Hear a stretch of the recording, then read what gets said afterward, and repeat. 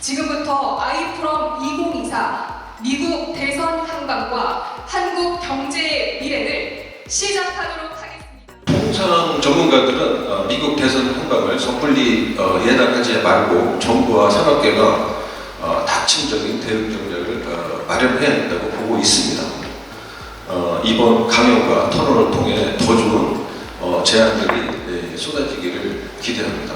세계 경제의 격변기 속에서 안보와 가치를 공유하고 세계 최고의 기술 경쟁력과 제조 역량을 보유한 한미 양국 간 협력 수요는 어느 때보다 크다고 할 수 있겠습니다. 한미 관계는 예나 지금이나 서로 뗄래야 뗄 수 없는 손망치 않는 관계로서 미국 대선 이후에도 건설적인 발전을 지속해 나갈 것으로 기대합니다.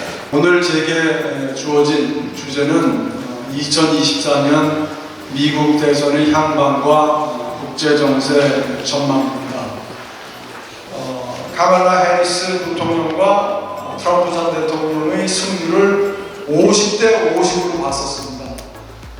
그런데 최근에 들어서 약 일주일 전부터 트럼프 대통령이 50을 넘는 확률을 갖고 있다는, 또 트럼프가 상징하고 있는 트럼피즘이라는 용어가 일반화되고 있는데, 트럼피즘 그 양대 어떤 논리의 배경과 현주소를 좀 정리해보고, 전 세계가 이렇게 글로벌라이제이션 열풍을 일으켰죠. 그래서 세계화하면서 막 나갔는데 그 20년간의 실질 소득 성장률을 분석을 해보니까 코끼리의 맨 꼬리.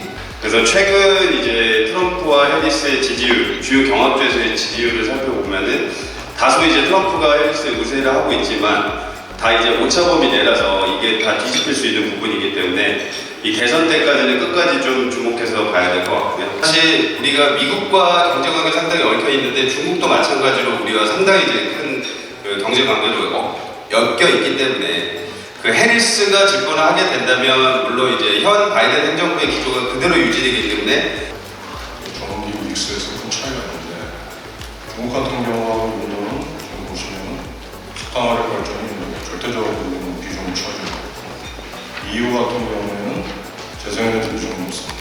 그 다음에 원자력이고, 청정에너지를 갖다가 확대하겠다.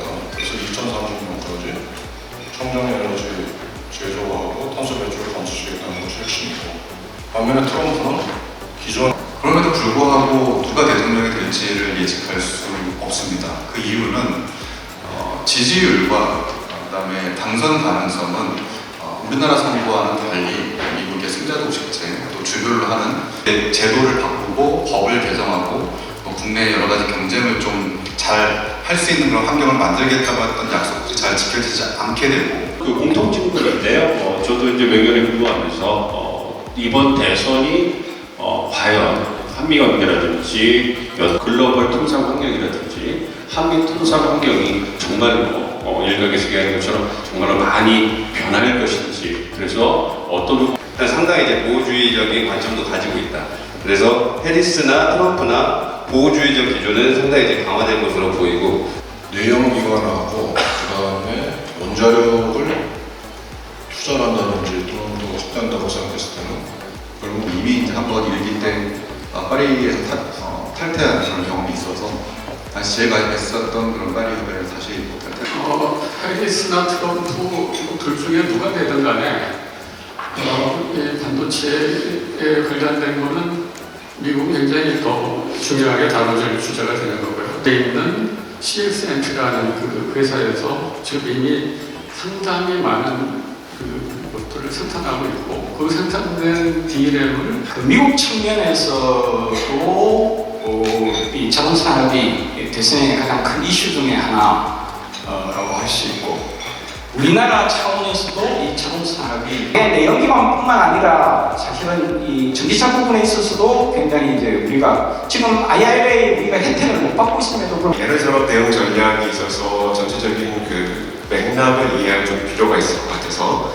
그래서 국제사회의 비근한 대응에 대한 이야기를 드리고, 또 우리나라의 에너지 산업의 구조 1.1도시, 1.2도시를 온난화하기 위해서 그동안 얼마나 많은